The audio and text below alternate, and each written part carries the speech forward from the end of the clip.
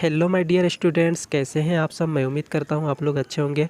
So guys, अगर आप भी इस बार जवाहर नवोदय विद्यालय क्लास 6 का एंट्रेंस एग्ज़ाम देने वाले हैं तो आपको पता होगा कि एडमिट कार्ड भी जारी हो गया है और एग्ज़ाम में ज़्यादा टाइम नहीं बचा है। 4 नवंबर को एग्ज़ाम होने वाला है जो फर्स्ट फेज़ का होगा, और जो सेकंड फेज़ का एग्ज़ाम होगा वो जनवरी 2024 में होगा।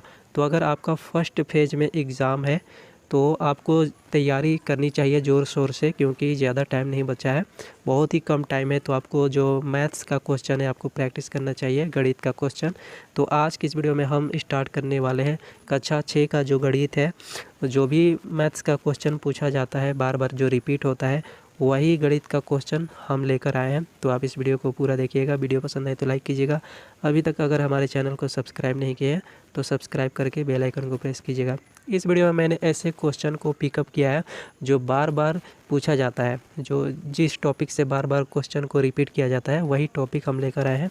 एक एक टॉपिक का अलग क्वेश्चन होगा, तो इसलिए आप ध्यान से देखिएगा और आप प्रैक्टिस कीजिए जितना ज़्यादा हो सके, क्योंकि आपका एग्ज़ाम में टाइम बहुत ही कम होता है। तो इसलिए आप इस वीडियो को पूरा देखिए। वीडियो पसंद आए तो लाइक कीजिएगा। अभी तक हमारे चैनल को सब्सक्राइब नहीं किए हैं तो सब्सक्राइब करके बेल आइकन को प्रेस कीजिएगा और अपने साथियों के साथ शेयर भी कीजिएगा। और इस वीडियो के डिस्क्रिप्शन में टेलीग्राम चैनल का लिंक मिल जाएगा और व्हाट्सअप चैनल का भी लिंक मिल जाएगा। तो टेलीग्राम और व्हाट्सअप चैनल भी ज्वाइन कर लीजिएगा ताकि आपको कोई भी अपडेट हो JNV से रिलेटेड तो आपको जल्दी से अपडेट मिल जाए सबसे पहले। तो चलिए आज की इस वीडियो को शुरू करते हैं और देखते हैं जो इम्पोर्टेंट क्वेश्चंस है मैथ का उसको कैसे सॉल्व करना है। तो चलिए शुरू करते हैं। अब यहाँ पे आप देख सकते हो हमारा जो फर्स्ट क्वेश्चन है 3 के प्रथम 10 गुणजों का योग है। 3 के प्रथम 10 गुणजों का योग है। इस तरह का क्वेश्चन हर साल रिपीट होता है, तो आप इसको ध्यान से देखिएगा कैसे इसको आप सॉल्व कर सकते हैं। सबसे आसान तरीका मैं आपको बताने वाला हूँ, गड़बड़ाने वाली कोई बात नहीं होगी। ओके, तो हम क्या करेंगे, 3 गुना 1 लिखेंगे। तो 3 गुना 1 बराबर क्या हो जाएगा, 3 होगा। 3 गुना 2 अगर लिखें तो क्या होगा, 3 दूनी 6। 3 गुना 3 लिखेंगे तो क्या होगा, 3 के 9 हो जाएगा। तो इस तरह से हमें क्या करना है, 3 के पहाड़ा जो होता है, 3 के पहाड़ा 10 बार पढ़ेंगे तो कितना आता है, 3 दहिया 30। तो इस तरह से हमें क्या करना है कि 3 के पहाड़ों को लिखकर हमें सिंपली उसको जोड़ देना है, फिर आपका आंसर आ जाएगा। तो यहाँ पे हम क्या करेंगे, 3 जोड़ 6 जोड़ 9 जोड़ 12 जोड़ 3 3 4 3 9 3 4 12 3 5 15। इस तरह से आपको 3 का गुणज मतलब 3 का पहाड़ा जितना है जितना पूछेगा 10 12 15 आपको लिख के सबको जोड़ देना है। सबको जोड़ेंगे तो आपका आंसर आ जाएगा। आंसर क्या होगा इसका, 165 हो जाएगा। आप इसको जोड़ कर देख सकते हैं।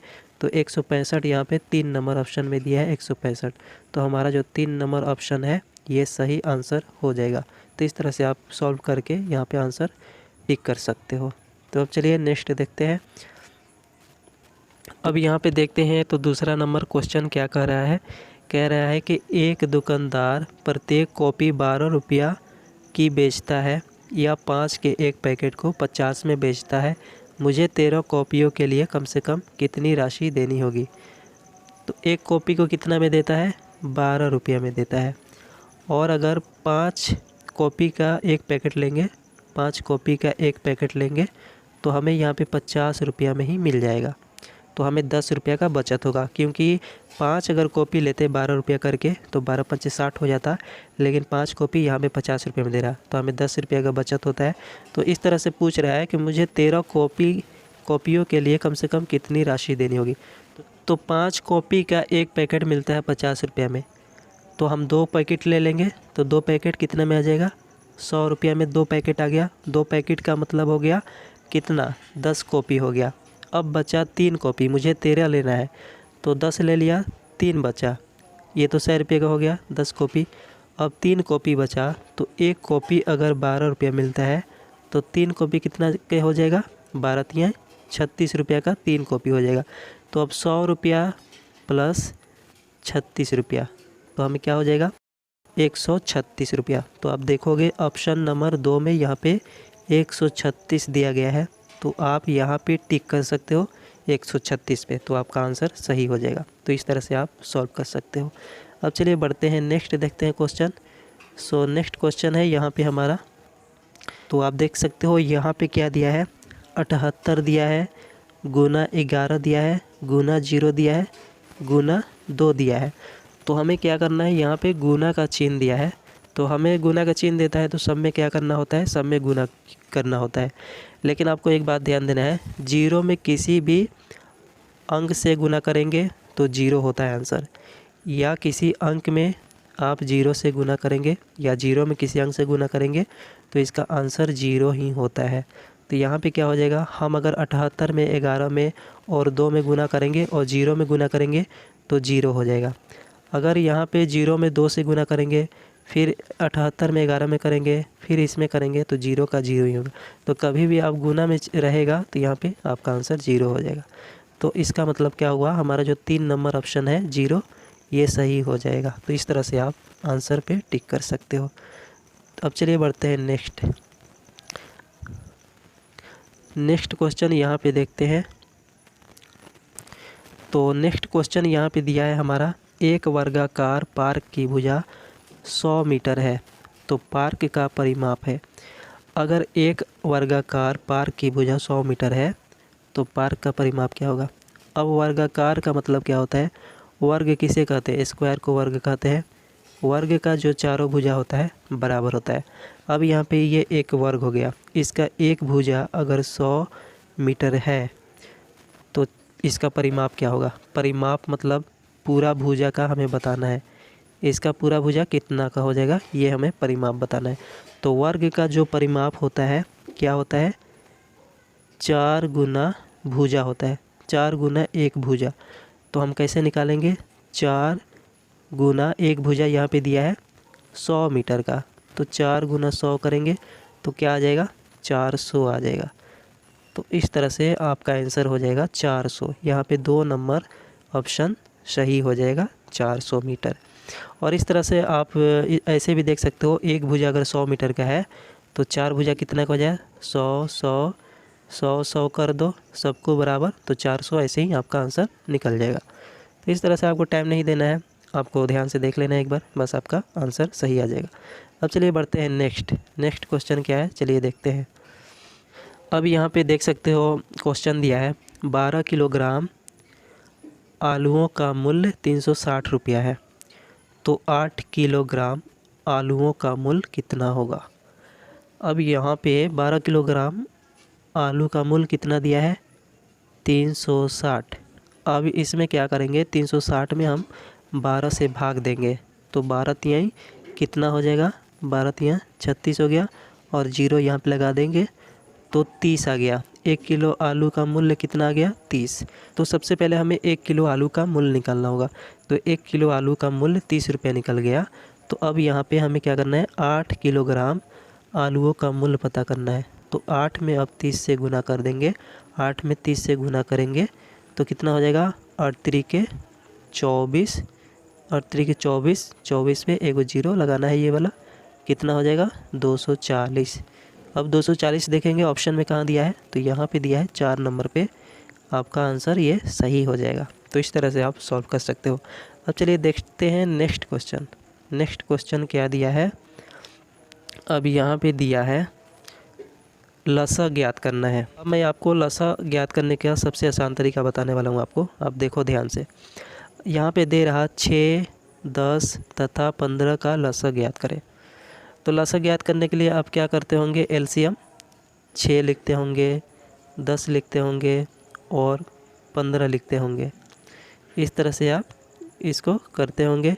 2 से कटाया इसको, 2 तिहाई 6, 5 दूनी 10, 15 का 15, फिर इसको ले जाएंगे 3 से, एक बार में 3, 5, 5 तिहाई 15, फिर ऐसे कटाया, फिर 5 से एक बार में ले गया 1 1 1, तो कितना हो जाएगा, 2 तिहाई 6, 6 5 30।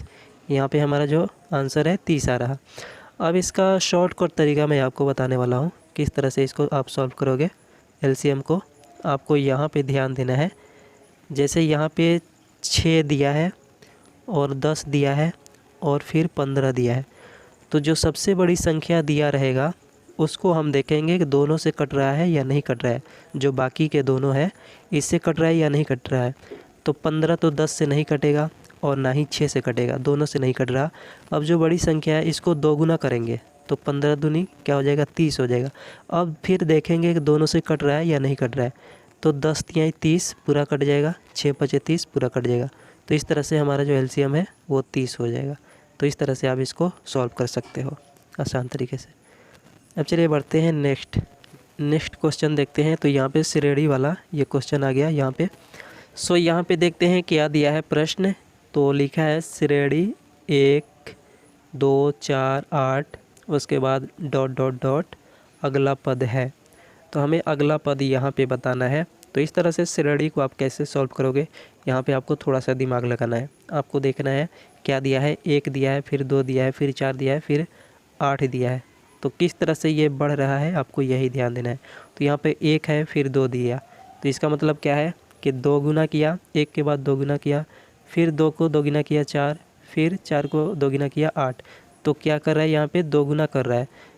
1 का 2 गुना 2, 2 का 2 गुना 4, 4 का 2 गुना 8। अब 8 का 2 गुना करेंगे तो कितना आ जाएगा, 8 का 2 गुना करेंगे 16 आ जाएगा। तो इस तरह से आपको यहाँ पे क्या करना है, 2 नंबर पे आपको टिक कर देना है, 16 पे आपका आंसर सही हो जाएगा। अब देखते हैं नेक्स्ट प्रश्न क्या दिया है।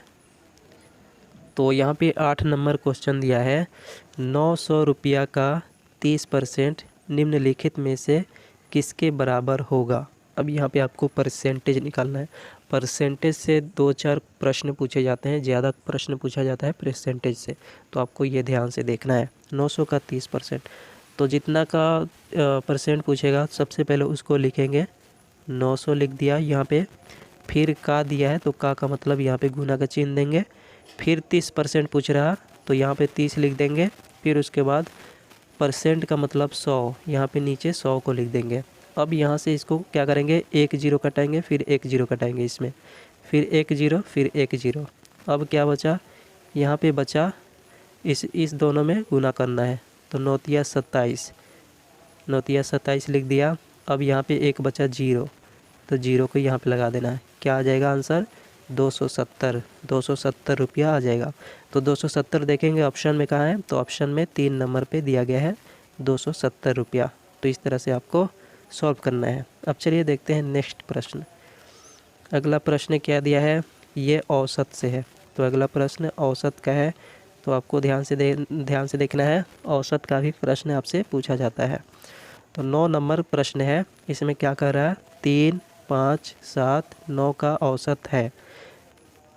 3 5 7 9 का हमें औसत निकालना है। तो औसत निकालने के लिए हम क्या करते हैं, देखेंगे कितना अंक दिया गया है। 1 2 3 4, 4 अंक दिया गया है। तो नीचे यहाँ पे 4 लिखेंगे और ऊपर में इसको जोड़ देंगे, जोड़ का चिन्ह देंगे। और चारों को जोड़कर इसको हम भागा करेंगे। जैसे 3 5 8 हो गया, 8 7 15 हो गया, 15 9 कितना हो जाएगा 24। अब 24 को ऊपर लिखेंगे और फिर ये जो 4 बचा है इसको नीचे लिखेंगे।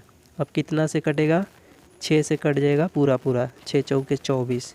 तो कहाँ है ऑप्शन में 6, तो 1 नंबर पे आपको देखने को मिल जाएगा 6। तो ये आपका ऑप्शन 1 सही हो जाएगा आपका आंसर। तो इस तरह से आप इसको सॉल्व कर सकते हैं। अब देखते हैं नेक्स्ट प्रश्न क्या दिया गया है। नेक्स्ट क्वेश्चन, अभी यहाँ पे स्थानीय मान और जातीय मान वाला भी आपसे प्रश्न पूछा जाता है बहुत ज़्यादा, तो आपको ये भी ध्यान देना है। अब यहाँ पे हमारा क्वेश्चन क्या कह रहा, क्वेश्चन कह रहा कि ये जो संख्या दी गई है इसमें 4 के स्थानीय मान और अंकित मान में अंतर ज्ञात करना है। तो स्थानीय मान आपको पता होगा कैसे निकालते हैं। यहाँ पे 4 का जो स्थान है उसको देखते हैं। जैसे ये संख्या दिया गया है 4 6 8 9 0, ये संख्या दी गई है, इसमें 4 का स्थानीय मान देखना है। तो 4 का स्थानीय मान देखने के लिए हम क्या करेंगे, इकाई दहाई सैकड़ा हज़ार 10,000। 10,000 पे आ रहा 4, 10,000 के स्थान पे 4 दिया गया है, तो हम क्या करेंगे 10,000 लिखेंगे और फिर 4 से गुना कर देंगे। तो इसका स्थानीय मान निकल जाएगा, कितना हो जाएगा, 4 दहिया 40,000 हो जाएगा इसका स्थानीय मान। 40,000 हो गया स्थानीय मान। अब इसका अंकित मान ज्ञात करेंगे और फिर इसको घटा देंगे। अंकित मान क्या होता है, स्थानीय मान या जातीय मान या अंकित मान। जातीय मान बोलते हैं या अंकित मान बोल सकते हैं। तो जातीय मान या अंकित मान ये कभी चेंज नहीं होता है। जिस भी संख्या का अंकित मान या जातीय मान पूछता है वही संख्या को हम लिख देते हैं। लेकिन जो स्थानीय मान होता है वो चेंज होते रहता है, कभी दहाई पे आ गया, कभी हज़ार पे आ गया, कभी सैकड़ा पे आ गया, इस तरह से चेंज होते रहता है। लेकिन स्थानीय अंकित मान और जातीय मान चेंज नहीं होता है। तो हमें यहाँ पे 4 का अंकित मान ज्ञात करना है। तो 4 का अंकित मान ये कभी चेंज नहीं होगा, तो हमें यहाँ पे 4 को लिख देंगे। अंतर पूछ रहा है तो इसको हम घटा देंगे। तो 40,000 में से 4 घटा देंगे तो कितना बचेगा, 39,996 बच जाएगा। 39,996 यहाँ पे 3 नंबर ऑप्शन में दिया गया है। तो ये 3 नंबर ऑप्शन आपका सही हो जाएगा।